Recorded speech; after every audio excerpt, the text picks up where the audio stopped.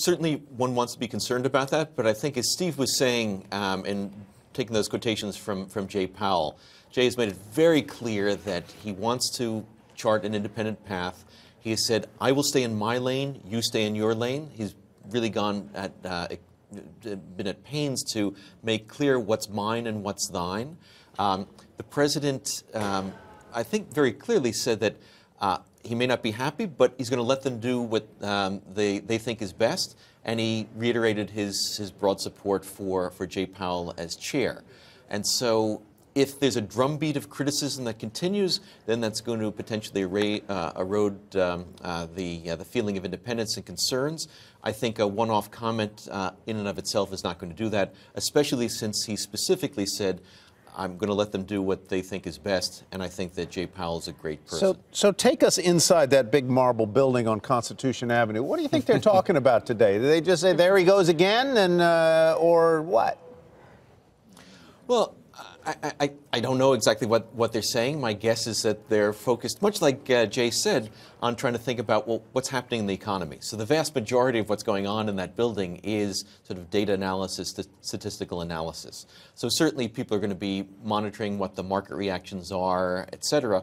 But I think the focus is just going to be, they're going to stay in their lane. So they're not at DEFCON 5 on this, in other words, at all?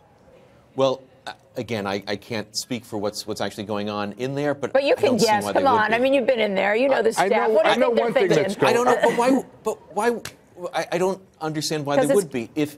Because he said very clearly, I'm going to let them do what they think is best, and I think Jay Powell is a good person.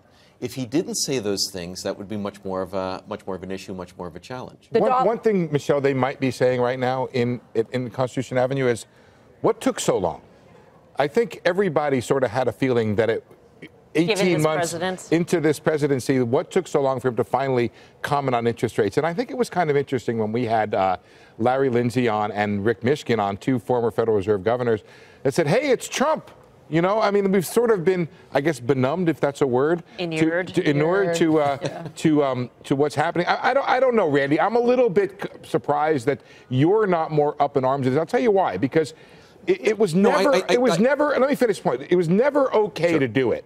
Not for Clinton, not for Bush, and not for Obama. They all didn't do it. And now, look, I go with the reporting takes me on this. You and Mishkin and Lindsey, two former Federal Reserve governors who I have a lot of respect for and covered over the years, say, hey, no big deal. So maybe they all should have been talking about it all along.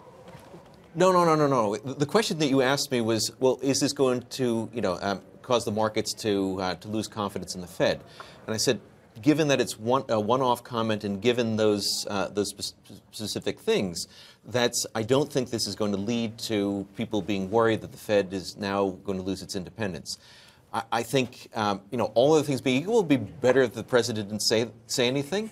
And as you said, given the president's very strong criticism of Janet Yellen and the Fed in the election, when the Fed then raised rates in December of 2016, the president said nothing, and he's been very respectful towards the Fed and said very little. Although he did say when he was considering either potentially reappointing Janet Yellen or replacing her, that he liked Janet Yellen. He had a lot of respect for her. She's a low interest rate person. I like low interest rates. So he has articulated that before, and I think the key will be whether this is a one-off thing or something that is a consistent message that's presented. If it's a one-off thing, especially with this qualification, that's really the key. Do you really think?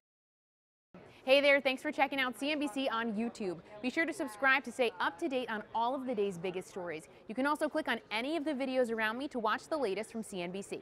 Thanks for watching.